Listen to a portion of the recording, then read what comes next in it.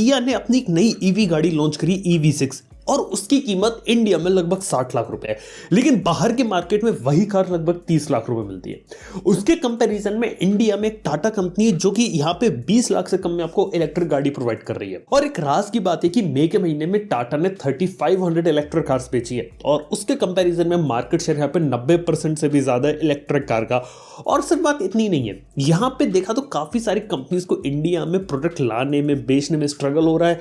कुछ कंपनीज तो जैसी है यहाँ पे उनका 0% मार्केट शेयर है, जैसे हुंडई वगैरह, लेकिन वहीं जो टाटा कंपनी है ना वो काफी अच्छे तरीके से यहाँ पे काम कर रही है और लगातार ग्रो करती जा रही है। हालांकि टाटा क्यों इतना अच्छा काम कर रही है और इंडिया से टेस्ला क्यों कह सकते हो उसे, उसके बारे में एक वीडियो बना चुका हूं, लिंक दे दूंगा ये बटन में, लेकिन उसको जाके अच्छे तरीके से देख लेना, समझ लेना। लेकिन यहाँ पे बात करने वाली है कि दूसरी कंपनी के टाटा को यहाँ पे हरा सकती है, मतलब टेस्ला जैसी कंपनी और बाकी सारी जितनी भी ऑटोमोबाइल कंपनीज है उनको इतनी प्रॉब्लम्स क्यों आ रही है और आखिर टाटा इतने स्मूथ तरीके से क्यों काम कर रही है और फ्यूचर क्या हो सकता है, इन सब के बारे में बात करते हैं। वीडियो अगर आप लोगों को पसंद है लाइक कर देना, चैनल को सब्सक्राइब कर देना। देखो, अगर हम लोग बात करें तो इंडिया में टेस्ला गाड़ी ऑफिशियली अवेलेबल नहीं है और एलोन मस्क का भी पिछले हफ्ते की न्यूज थी, उन्होंने बोला था कि इंडिया की जो गवर्नमेंट है वो उन्हें अलाउ नहीं करती बेचने के लिए टेस्ला गाड़ी, और जिस देश में वो पहले अपनी गाड़ी बेच नहीं सकते तो वहां अपनी फैक्ट्री लगा नहीं सकते।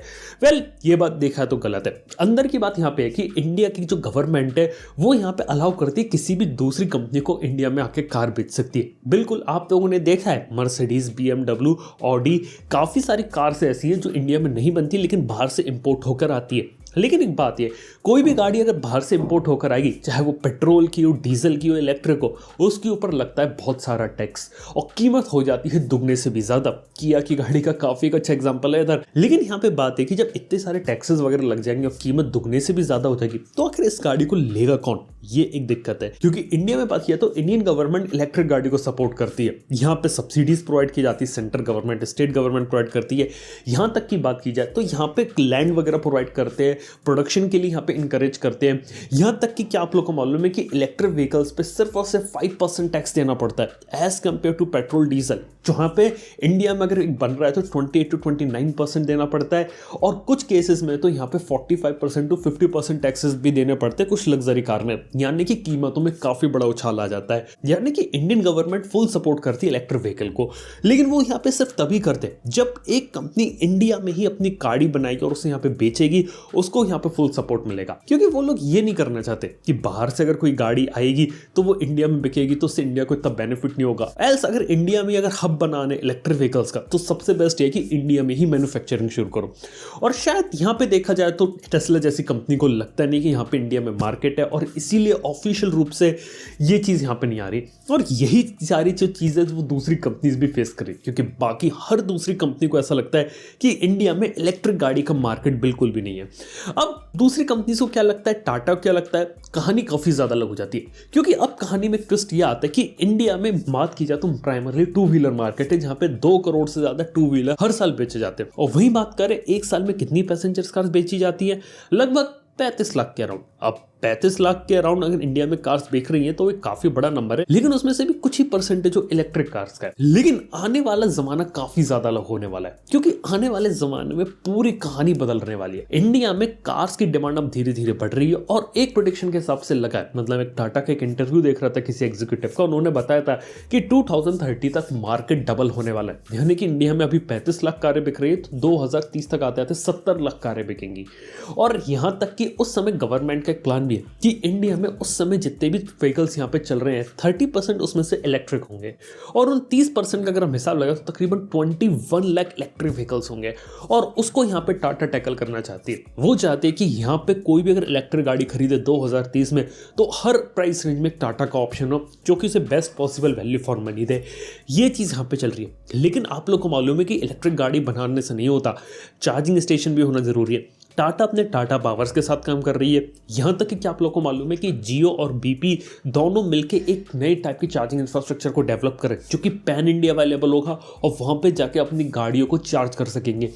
ये काफ़ी इंटरेस्टिंग कॉन्सेप्ट है। और उस जमाने में जब एक बार इलेक्ट्रिक गाड़ी इंडिया में पॉपुलर हो जाए तब टेस्ला जैसी कंपनीज जो है ना वो इंडिया में अपनी एंट्री कर सकती है। अब देखा जाए तो इतना ज्यादा टाइम क्यों, क्योंकि यहाँ पे देखा तो हर एक कंपनी वेट कर रही है यहाँ पे मैच्योर होने का मार्केट का, और उसके बाद ही वो एंटर होना चाहते हैं। ये बिल्कुल वैसे कि एक जमाने में अमेज़न इंडिया में नहीं थी। 2013 से पहले इंडिया में फ्लिपकार्ट और स्नैपडील चलते थे, लेकिन 2013 में अमेज़न ने अपनी एंट्री ली और वहां से वो ग्रो होते हुए चले गए। सेम कहानी शायद टेस्ला बाकी सारी कंपनीज भी करें, क्योंकि बाकी कंपनीज का जो केस है वो काफी ज्यादा अलग है। काफी सारी बड़ी बड़ी कंपनी बाहर से इंपोर्ट करके सिर्फ इसलिए इलेक्ट्रिक गाड़ी मंगवा रही क्योंकि इंडिया में असेंबली लाइन प्रोडक्शन करना इलेक्ट्रिक व्हीकल्स का काफी ज्यादा डिफिकल्ट है। और टाटा को बस यहाँ पे ये एडवांटेज मिलता है कि उनकी R&D भी इंडिया में, फैक्ट्रीज भी इंडिया में, यहाँ तक कि वो आसान तरीके से मॉडिफाई कर सकते हैं। और टाटा का जो पूरा इकोसिस्टम है, जहाँ पे टाटा स्टील्स आती है, टाटा पावर आती है, टाटा एलेक्सी सॉफ्टवेयर सर्विसेज आती है, पूरे टाटा इकोसिस्टम को लोग यूज करके बहुत इजीली बना सकते हैं। और बाकी सारी कंपनीज को यहाँ पे यही दिक्कत आ रही है। इंडिया में इलेक्ट्रिक गाड़ीज मिलती हैं, ऑडी वगैरह की मिलती हैं, यहाँ पे आपको देखा तो वो किया की देखने को मिल जाएगी, MG की भी यहाँ पे देखने को मिलती है। लेकिन देखा जाए तो इंडिया में प्रोड्यूस कर पाना काफी सारी कंपनी के लिए काफी मुश्किल है। और यही एक रीजन है कि जब प्राइसेस ज्यादा होते हैं तो लोग उसके ऊपर नहीं जाते। और यही बात करें तो यहाँ पे टाटा काफी अच्छा खेल खेल रही है इंडिया में ऑलरेडी। अगर आप लोगों को नहीं मालूम कि मई के महीने में टाटा ऑलरेडी नंबर 2 पे आ चुकी है। वो देखा तो हुंडई को पीछे छोड़ दिया और अभी सिर्फ मारुति के आ गया है। और अगर मारुति की बात करें तो वो नंबर 1 बन के बैठे हुए हैं, लेकिन उनकी भी इलेक्ट्रिक गाड़ी अभी तक नहीं आई है। और बोला जा रहा है कि 2025 तक मारुति की आपको इलेक्ट्रिक कार देखने को मिलेगी। बात बिल्कुल सही कि मारुति वाले भी अपनी इलेक्ट्रिक कार यहाँ पे लेकर आएंगे, लेकिन उन्होंने बोल दिया कि वो सस्ती नहीं होगी। और यहाँ पे एक सस्ती इलेक्ट्रिक कार अगर बना देंगे तो उसके अंदर रेंज कम रहेगी। और वो इसलिए वेट कर रहे हैं कि अगर लो रेंज की कार निकाले तो चार्जिंग स्टेशन ज्यादा हो। और इसीलिए क्योंकि देखा तो बाकी जितनी भी कंपनीज होती है ना वो यहाँ पे बन चुकी है अपनी लेगेसी से, कि अगर वो पेट्रोल डीजल वाले गाड़ी यानी कि आइस इंटरनल कंबशन इंजन के ऊपर काम कर रही है तो उनका पूरा इकोसिस्टम बन रखा है। अब उन्हें अगर ट्रांजिशन करना है इलेक्ट्रिक के ऊपर तो एकदम से किया नहीं जा सकता, धीरे धीरे किया जा सकता है। और ये चीज टाटा को बहुत पहले पता चल गई थी। उन्होंने देखा जाए तो एक जमाने में इंडिका जैसी कार का भी एक ईवी मॉडल यहाँ पे क्रिएट कर दिया था, लेकिन एक्चुअली में नेक्सॉन के बाद उन्हें यहाँ पे पॉपुलैरिटी देखने को मिली थी। और इसी के बाद आगे चलते चलते ये लोग यही काम कर रहे हैं, जैसे कि प्रेडिक्ट किए जा रहे हैं कि 2025-26 तक जो टाटा की कॉन्सेप्ट कार्स थी, कर्व और जो अविन्य आई थी, इन सब का प्रोडक्शन रेडी व्हीकल्स आपको देखने को मिल जाए, यानी कि 2025 और 2030 में काफी बड़ी चीज। और ये वही समय होगा जब दूसरी कंपनीज जब इंडिया में मैन्युफैक्चरिंग सेटअप करेंगी, R&D करेंगी, इंडिया की रोड्स के हिसाब से कारें बनाएंगी ना, तब तक टाटा वाले बहुत आगे निकल चुके होंगे। अभी देखा तो मेजॉरिटी कंपनीज बाहर से इंपोर्ट कर रही है, इवन टेस्ला भी बाहर से इंपोर्ट करेगी। और वहां पे दिक्कत है कि गाड़ियां जो वो दूसरी शहरों के हिसाब से डिजाइन है।